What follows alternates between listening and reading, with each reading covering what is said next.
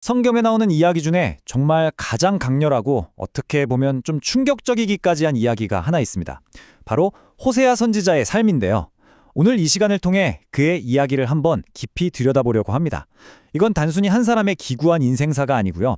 한 나라와 신의 관계를 온몸으로 보여주는 거대한 상징이자 은유거든요. 이야기는 처음부터 우리에게 아주 도발적인 질문을 던집니다. 왜 하나님은 자신의 뜻을 전하는 선지자에게 신실하지 않은 음란한 여인과 결혼하라는 명령을 내리셨을까요? 정말 상식적으로 이해하기 힘든 이 질문이 사실 호세아서 전체를 꿰뚫는 가장 중요한 핵심이라고 할 수 있습니다. 자, 이 충격적인 이야기의 시작은 호세아라는 선지자 개인의 삶, 그리고 그가 살았던 아주 혼란스러웠던 시대로 거슬러 올라가 봐야 합니다.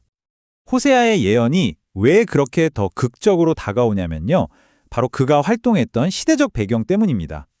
그는 북이스라엘이 역사상 가장 잘 나가던 황금기부터 불과 몇십 년 만에 모든 게 와르르 무너져서 결국 아시리아 제국에 멸망하는 그 전 과정을 생생하게 목격했던 사람이에요. 그러니까 이 급격한 번영과 몰락의 소용돌이 한가운데서 그의 메시지가 선포된 거죠. 자, 호세아서를 이해하려면요. 딱 이 비유 하나만 기억하시면 됩니다.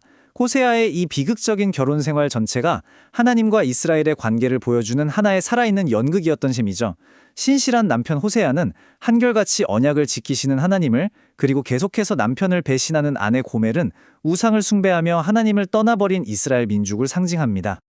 근데 이 상징은 여기서 그치지 않습니다. 더 나아가서 호세아와 고멜 사이에서 태어난 새 아이의 이름이 이스라엘을 향한 하나님의 정말 무서운 심판을 예고하는 메시지가 되거든요. 첫 아이는 아들이었는데요. 이름이 이스라엘이었습니다. 이름만 들어서는 그냥 평범해 보이는데 그 속에 담긴 뜻이 정말 만만치가 않았습니다. 이스라엘의 뜻은 바로 하나님께서 흩으신다입니다. 이건 하나님께서 곧 이스라엘 왕국을 완전히 산산조각 내서 흩어버리시겠다는 정말 끔찍한 심판의 예언이었던 거죠. 이어서 딸이 태어납니다. 그리고 이 딸의 이름 역시 이 심판의 메시지를 그대로 이어가죠. 바로 로루하마입니다. 로루하마, 긍휼이 여김을 받지 못한다는 뜻입니다. 이제 더 이상 하나님의 자비와 긍휼은 없을 거라는 생각만 해도 정말 소름 끼치는 선언이었어요. 그리고 마지막 세 번째 자녀, 둘째 아들의 이름에서 이 깨어진 관계는 그야말로 절정을 보여줍니다. 로암미, 그 뜻은 내 백성이 아니다입니다. 이건 거의 이혼 선언이나 마찬가지죠. 하나님과 이스라엘 사이에 맺어졌던 언약 관계가 이제 완전히 파기되었다는 가장 최종적이고 파괴적인 선언이었습니다. 아니, 도대체 왜 이렇게까지 무서운 심판을 말씀하셨을까요? 그 근본적인 원인은 바로 이스라엘이 모든 축복의 근원을 완전히 잊어버리고 영적인 간음, 즉 우상 숭배에 빠졌기 때문이었습니다. 문제의 핵심이 바로 이 구절에 다 담겨 있습니다. 이게 무슨 말이냐면요. 이스라엘은 하나님이 주신 풍요와 번영을 누리면서도 이게 다 농사의 신인 바알이 준 거라고 착각했다는 거예요. 비유하자면 마치 남편이 벌어다 준 돈으로 다른 남자를 만나면서 그 남자 덕분이라고 말하는 아내와 똑같은 상황이었던 거죠. 그래서 그 결과는 아주 명확했습니다.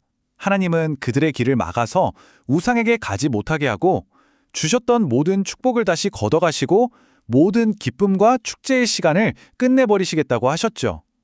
그리고 결국에는 나라 전체가 포로로 잡혀가는 징계를 통해 그들의 불신실함을 다루실 것이라고 예언하셨습니다. 자, 이야기가 이렇게 심판으로만 끝나버렸다면 사실 너무 암울하고 절망적이죠. 그런데 바로 이 지점에서 정말 아무도 예상하지 못했던 극적인 대반전이 일어납니다. 하나님께서 호세아에게 다시 한번 정말 충격적인 명령을 내리십니다. 가서 다른 남자의 사랑을 받으며 음란하게 살고 있는 내 아내를 다시 사랑해 주어라. 이게 말이 되나요? 모든 논리와 상식을 뛰어넘는 이야기 전체의 방향을 구원으로 확 틀어버리는 엄청난 명령이었습니다. 그리고 이 사랑은 그냥 말로만 하는 감상적인 게 아니었어요. 호세아는 실제로 다른 남자에게 팔려가 노예 신세가 된 아내 고멜을 되찾기 위해서 은 15세겔과 보리 한 홈의 반이라는 구체적인 대가를 지불합니다. 이건 구원이라는 게 그냥 용서할게 하고 끝나는 게 아니라 값을 치러야 하는 아주 현실적이고 값비싼 행위라는 걸 정말 생생하게 보여주는 장면이에요. 이렇게 대가를 치른 사랑은 이제 모든 심판의 메시지를 완전한 회복의 약속으로 바꾸어 놓기 시작합니다. 하나님은 이 깨어진 관계를 회복시켜서 영원히 다시 함께 살 것이라고, 그리고 그 새로운 관계는 정의와 사랑, 자비 위에 아주 굳건하게 세워질 거라고 약속하십니다. 그리고 이 놀라운 반전의 하이라이트는 바로 이겁니다. 그토록 절망적이었던 자녀들의 이름, 기억나시죠? 그 이름에 담겼던 저주가 이제 가장 희망적인 약속으로 완전히 뒤바뀝니다. 긍휼이 없다는 뜻의 로루아마가 긍휼을 얻을 것이라는 축복으로, 내 백성이 아니다라는 단절의 로암미가 너는 내 백성이라는 포함의 선언으로 완전히 역전되는 거죠.